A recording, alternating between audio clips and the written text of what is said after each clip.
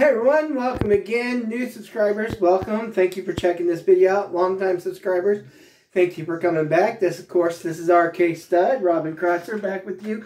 We're going to do another Robservation here. You know what we do here. We just talk about anything we want. What's on our mind.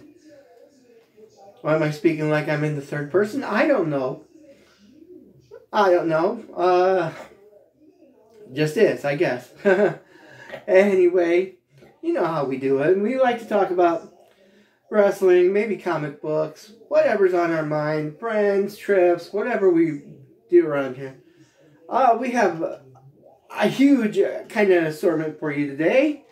So we didn't take our time. We took some notes.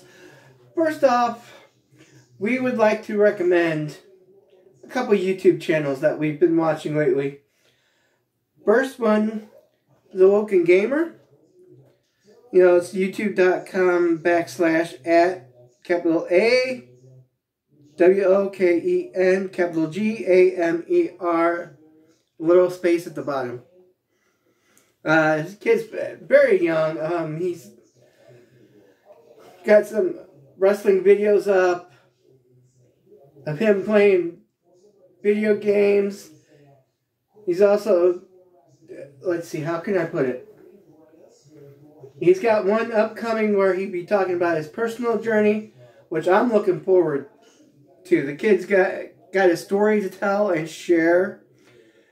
And I kind of like people like that, you know, that are willing to share themselves and their journeys and their life and everything.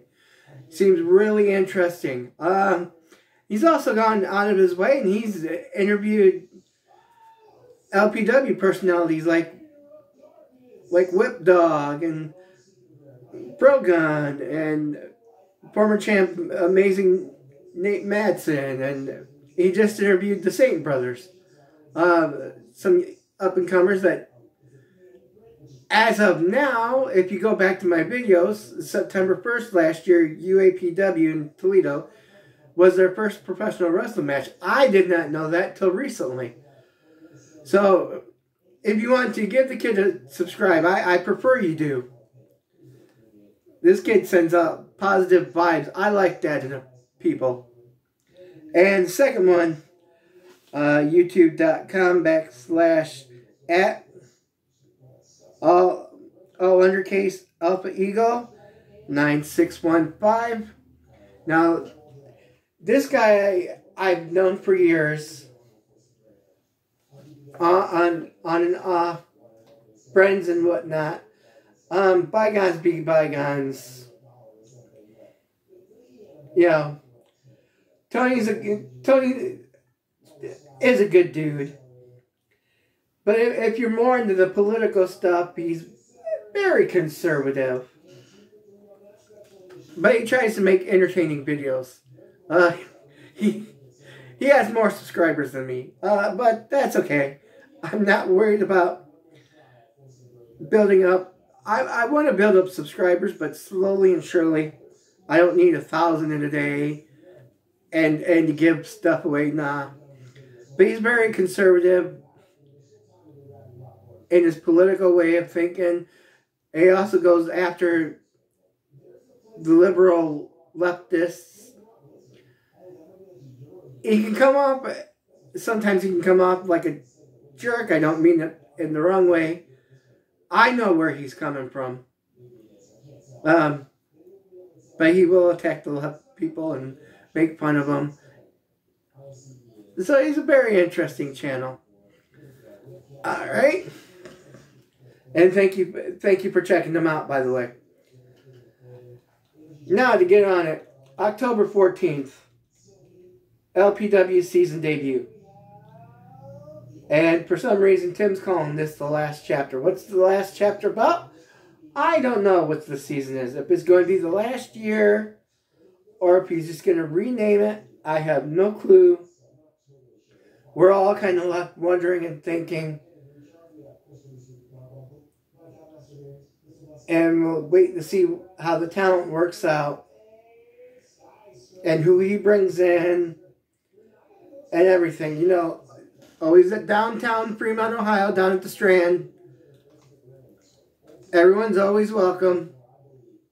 Small enough theater that we can fill, theater hall we can fill up. Tickets are usually general admission 15 or VIP 20. And there are different times for general admission and VIP to go in. Okay, and October 28th, because this will lead directly to the next thing. Lima, Ohio, at the community center, for $40 VIP, you get dinner and a comedy show with Al Snow. And you can go to warwrestling.com for that, and hopefully you do, because I'm hearing that tickets are really selling out fast. So probably by the day of the show, if you go down to Lima, wherever the tickets are at, you might not be able to get your tickets now. $40 VIP, $25 just general, with no food. Me, dinner and a show, I'll take the dinner and the show. I've already got my ticket, I'm excited. Which leads us to the Netflix series, The Wrestlers. This is a 7-episode series, which a film crew went with Al Snow and his wrestlers from OVW. I've watched the first 3 episodes, the first 2. I didn't take notes of them, but I can kind of give you just the general consensus here. Some of the wrestlers they follow are Cash Flow, and they follow Hollywood Haley J, who, by the way, as of this video, she's down in Florida, WWE developmental training for the week. Good luck to her on that. And her mom, Amazing Maria. And if you haven't watched the show, or if you've watched it and wonder where you've seen them from, if you've watched Wild Women of Wrestling, they are Holly Swag and, God, I can't think of her mother's name now. Big Rig Betty. The Mother Truckers. I did not know that until not too long ago, but I'm surprised that Amazing Maria is working down in OVW as an agent and trainer, and that Haley J's down there wrestling. The only thing I really don't like about Haley J's story is her medical condition in which she has to smoke weed. It's not part of my lifestyle. All right, maybe good for somebody else. It's not good for me. I'm not particularly 420 friendly, so if she really needs it, hey, good for her. But she's just using it just to use it. So it kind of follows them, and they work. Haley and Amazing Maria, they both work at a Holiday Inn in a restaurant, which I can relate to, because there for a short while in my life I worked at a Holiday Inn restaurant. I didn't get to make the food or work in the bar. I had to do the dishes. I could tell you stories on that, but that's not what we're here for. And the other main story is, Al was running out of money, so people invested into OVW. And they followed this one guy, Matt. He runs a radio show or a podcast, Kentucky Sports. And of course, he's going to promote OVW the way he wants to. And Al and all the wrestlers are kind of closed-minded. I can see both ways. They're closed-minded. This guy and everybody, all the other partners, they want to make money. That's the goal in any business, is to make money. And they're coming up with some new ways, and Al's not liking it. They're telling these wrestlers everything and the wrestlers don't like listening to them, even though I think they have a valid point at times. Okay, now we got the notes for episode 3. Boy, was it a doozy too. Okay, we start at the Poke Salad Festival. Apparently it's a weed in Kentucky. You can put it into a salad, but you have to prepare it right, or else you die. Like, why would I want to do that? So it was an outside festival.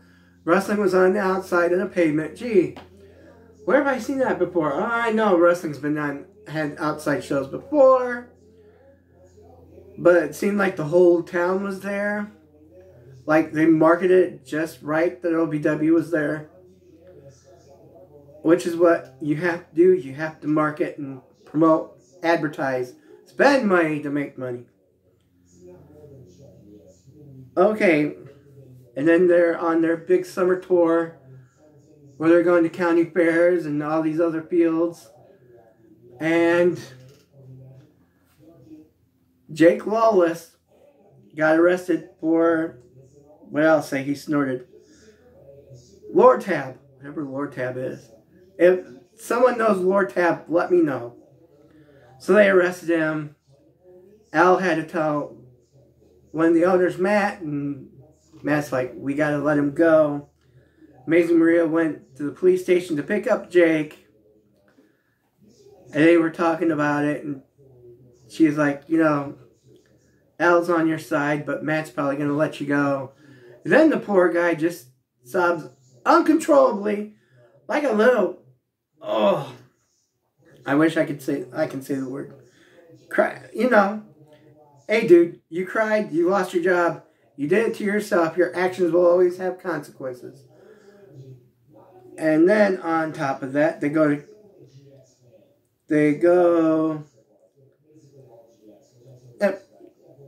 cash flow, making a locker room speech, which is very, you know, rah, let's go team.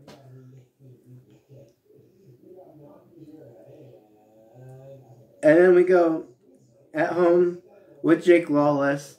He's trying to detox himself so he can come back. And you learn a little bit more about Jake Lawless and some of the family tragedies some of the tragedies he's had to go through. So you kind of get a little sympathy for him. Then they go back to cash flow, and they show off his wife and his kids and their family life. And the fact that they made wrestling their sacrifice.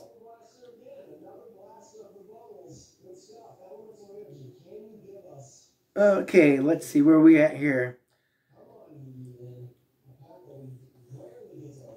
And then we get into Matt gets into an argument with Amazing Maria about making money and paying people.